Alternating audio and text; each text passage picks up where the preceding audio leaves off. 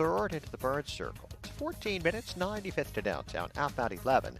I-57, 11 minutes, I-80 to the Bird. Bishop Ford 14, the delays start around 111th Street. Traffic is heavy on eastbound I-80 from Chicago Street to past Richards. That's due to a crash there.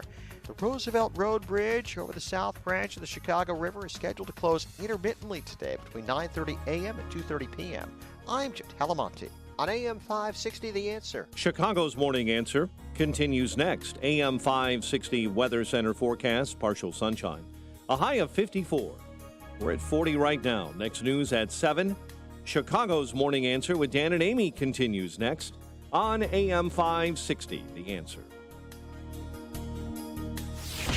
From the Matrix Home Solutions studios, this is Chicago's Morning Answer on AM 560 The Answer.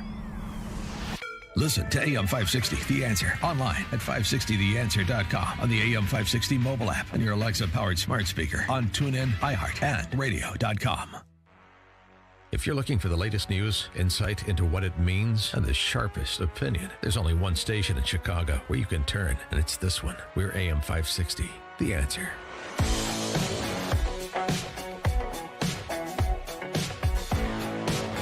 Good morning, Dan and Amy. And this happened at Comiskey Park yesterday.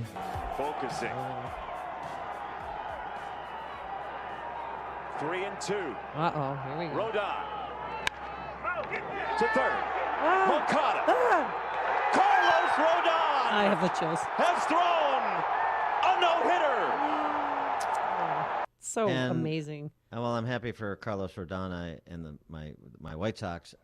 It's just I'm just not excited about it anymore. Oh, I just can't get excited about it.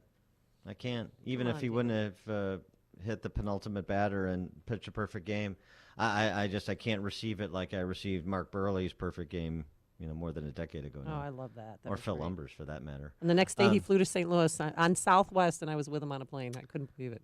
So humble, good guy.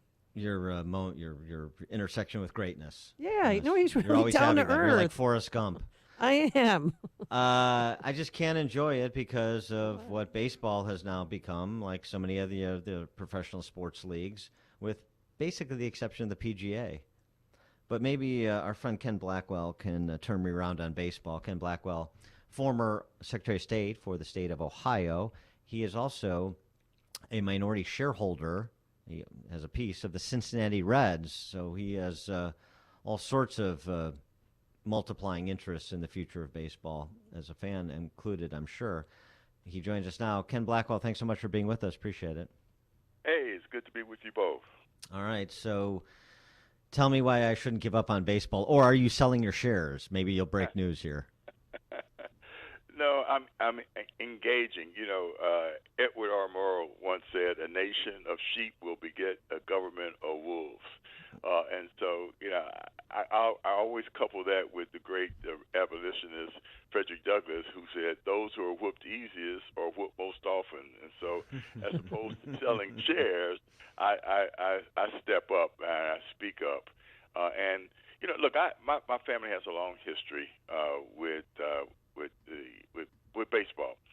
My great uncle, who was the first Black American to win an Olympic gold medal in track and field in 1924, where he set the world record in the long jump in the Paris Games. When he came back to Cincinnati, he could only get a job with the Cincinnati Recreation Department, although he had graduated top 10% of his class at the University of Michigan. So he expanded Nato baseball into the Black communities of Cincinnati. He then was one of the founders of the American Negro Baseball League and the founder of the Cincinnati Tigers, who had a very special relationship with the Cincinnati Reds. Cut a long story short, the Castellini family, who I had a long history with as mayor and as a local official, gave me and some other buddies of mine an opportunity to buy in to the Cincinnati Reds. And so, when the baseball commissioner got over his skis and led baseball into this ridiculous position of moving the All-Star game and being critical of the election reforms in Georgia. In Georgia, I thought I was obligated to speak up and say, not so fast. don't be stuck on stupid, and engage. And that's exactly what we're doing, because you can't tell the fans of baseball in Georgia or any place else that they are basically racist and Neanderthals, because they believe that you should have an election system that first is controlled at the state and local level. Two, has systems in place that will make sure that people are who they claim to be, so that we don't have legal ballots being negated by illegal ballots. And next, a tight chain of custody, so that we reduce the chances of inefficient interference and fraud. So, look, that's what we're engaged. Baseball fans all over America need to speak up. I'm not a big fan of advocate of boycotts, but I am a realist. There will be economic consequences for Major League Baseball when they tell people that the requirements of a voter ID to make sure that you are who you say you are and to protect all legal ballots is somehow racist, when if in fact you want to go to pick up tickets at will call at any of these ballparks in Major League Baseball, you had to show a voter ID. You had to show a photo ID. I know. And do you think Rob Manfred politicized baseball over a bill he never read? And do you actually think he sat down? Because if you look at Colorado and Georgia, they're pretty much the same. Actually, you have more freedoms in Georgia. Absolutely. And he, like I said, he got in way over his skis. Perhaps some of his buddies that he rubbed shoulders with and plays golf at Augusta. Maybe they didn't read this, and they're so busy trying to be woke that they made crazy business decisions that impact those folks who actually are the suppliers of capital and dollar at the purchase level to their companies. I mean, a shame on Coca-Cola and Delta. To get into their headquarters, what do you need? An ID. Photo ID. Photo ID. Here's the question. Hypocrisy. The question, the hypocrisy is pretty evident. The question is maybe who sports leagues like baseball serve.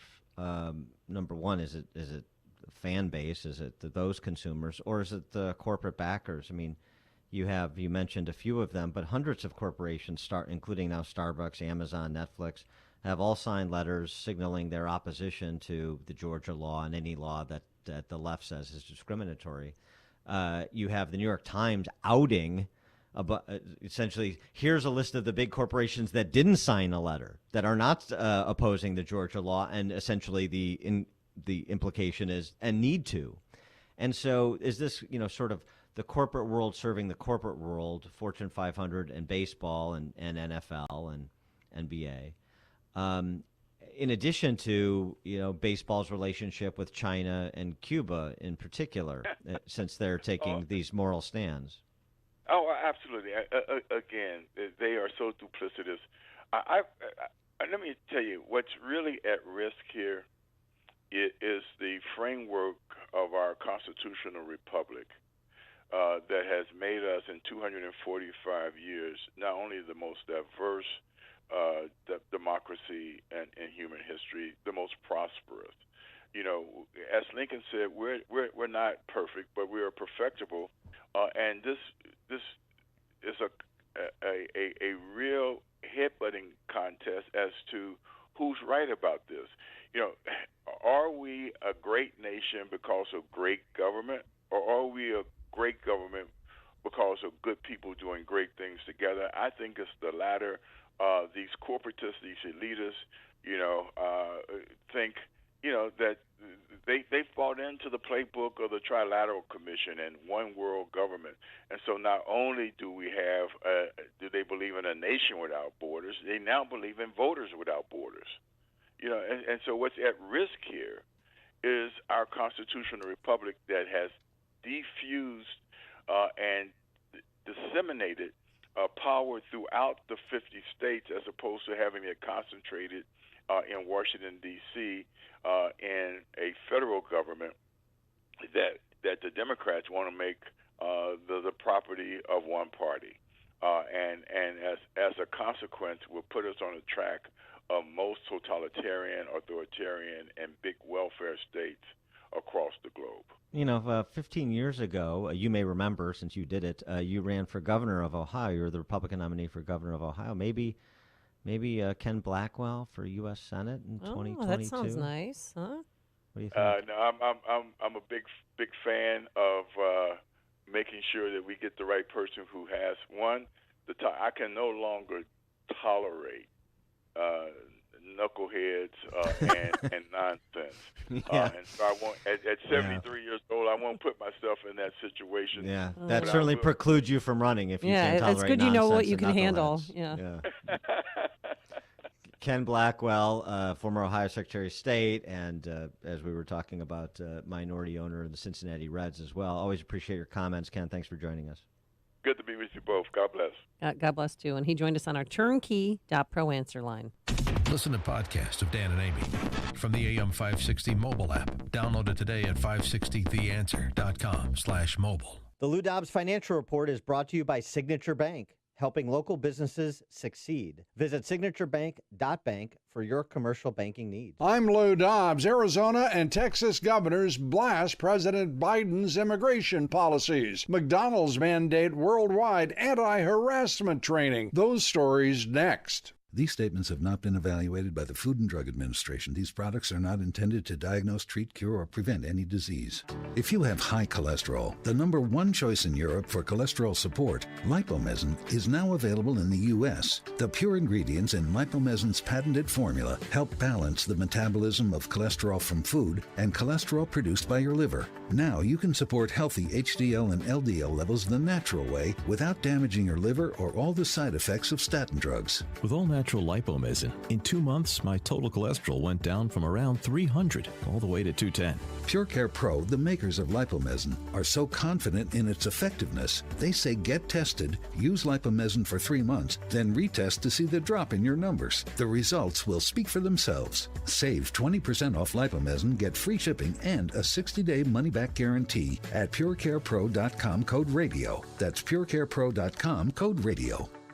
Calling President Biden's policies on immigration a disaster, both socially and economically, Governors Greg Abbott of Texas and Doug Ducey of Arizona laid the blame squarely at Biden's feet in a new Washington Post op-ed column. Unlike President Biden, the governors write, we've both been to the U.S. border in our states, and the situation is much different from what Washington bureaucrats are telling Americans. McDonald's now mandating